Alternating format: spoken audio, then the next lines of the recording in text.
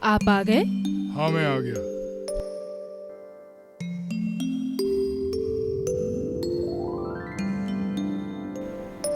मैं पानी लेके आती हूँ। अच्छा, ठीक है।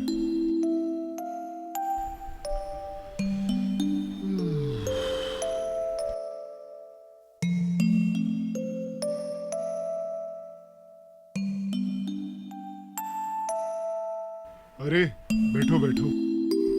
एक खुशखबरी है। इस बार हम मुंबई जा रहे हैं घूमने के लिए, कंपनी की तरफ से 5 दिन के लिए। अरे वाह! और सुनो, गौरव को मत बताना, सरप्राइज देंगे हम इस बार उसको। हाँ, वो तो बहुत खुश हो जाएगा।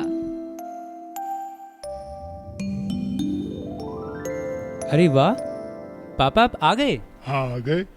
मुझे आपसे ही बात करनी थी।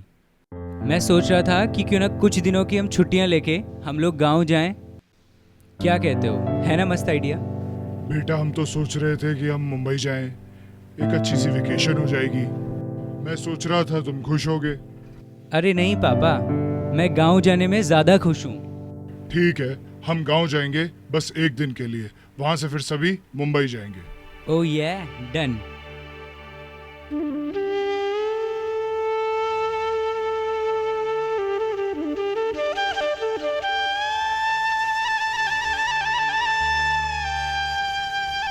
मम्मी कहाँ रह गए, जल्दी आओ। ये हमारे घर है क्या? हाँ बेटा, ये हमारा ही घर है।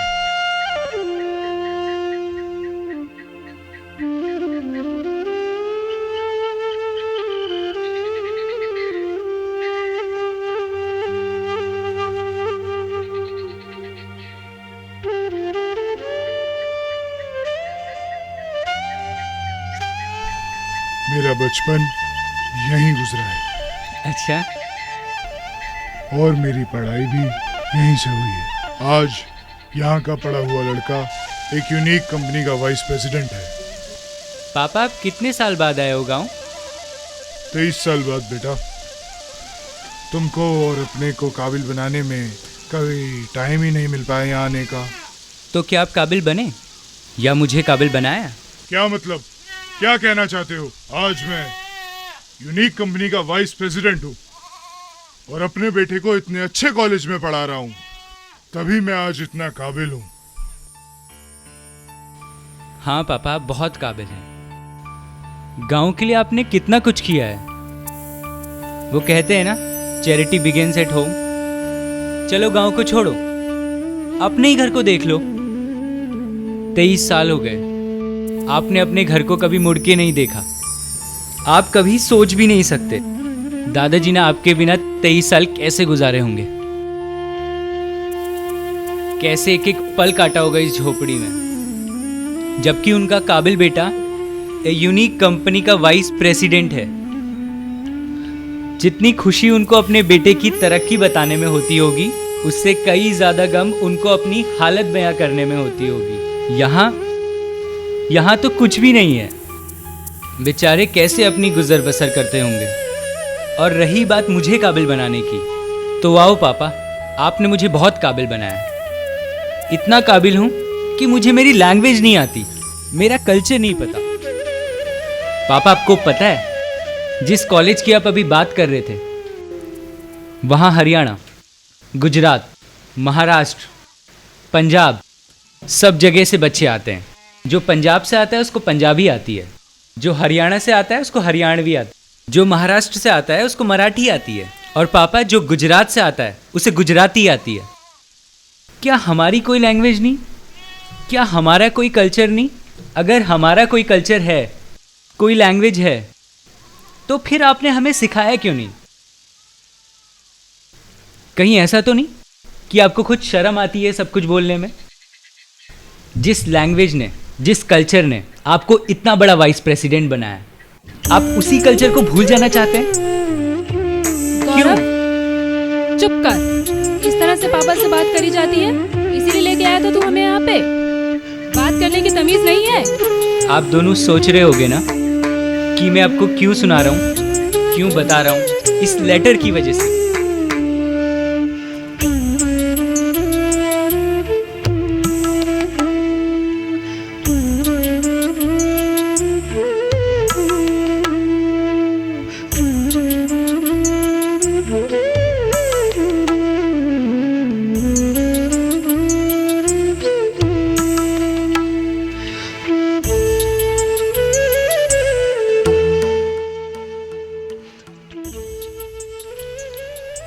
बेटा चिरंजीव रहो। मैंने तुम्हें बहुत पत्र लिखे, तुमने एक का भी जवाब नहीं दिया।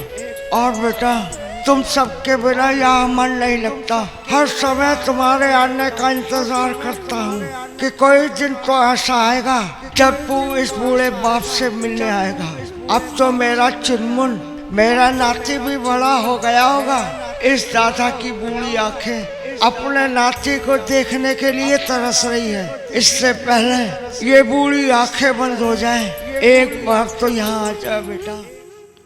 ये वो लेटर है जो दादाजी आपको हर साल लिखा करते थे।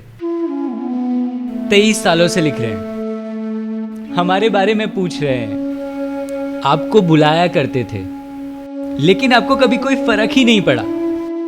आप इतने बड़े वाइस प्रेसिडेंट हो, लेकिन अपने पापा को मोबाइल देने के लिए आपके पास पैसे नहीं है। अभी भी आपको वो लेटर्स लिखा करते हैं। आप मुंबई घूमने जा सकते हो, लेकिन अपने पिताजी से मिलने का आपके पास टाइम नहीं। बेटे भास्कर, तेरे पिता है वो, पिता से ऐसे नहीं बोला करते। चल माफी मांग अभी के अभी। देखा पिता का दिल कैसा होता है। बेटा कुछ भी करे, कुछ भी कहे, वो उसको माफ कर देते हैं। और आपको कभी लगे ना कि आपने गलत किया था, तो आप माफी मांग लेना, शायद आपको माफ कर दें। I am sorry.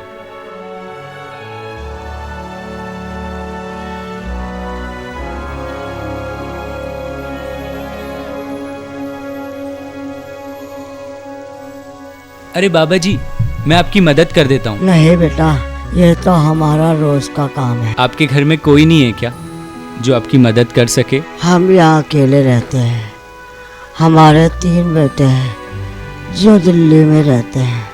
वो वहाँ काम करते हैं ताकि अपना पेट पाल सके। यहाँ तो कुछ भी नहीं होता। इसको आप नीचे रख दीजिए। कभी कुछ होता है तो खा लेते हैं, वरना भूखे पेट सोना पड़ता है।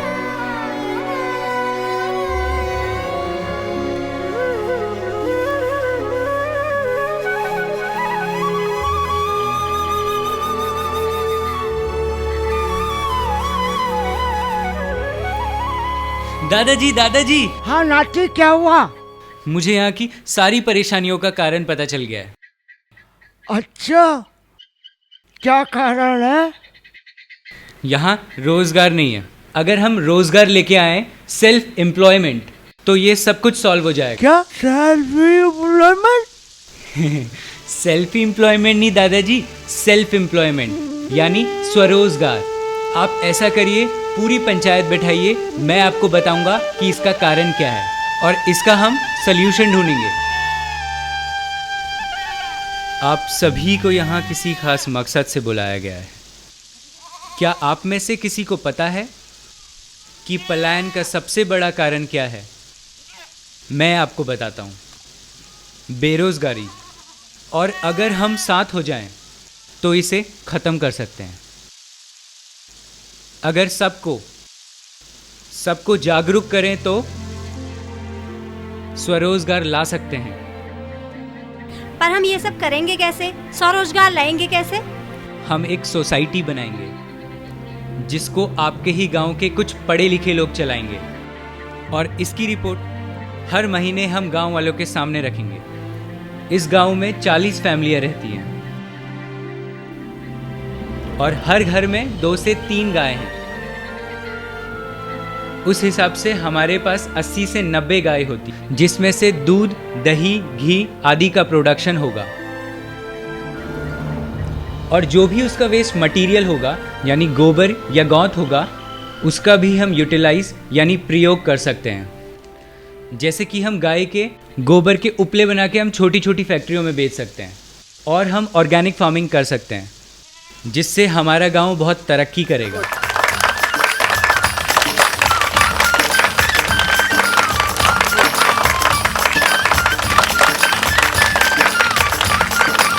शाबाश बेटा। हमारी इस सोसाइटी को शुरू करने के लिए जो भी सहयोग मेरे से हो सकेगा मैं करूंगा। भल हो बाबू।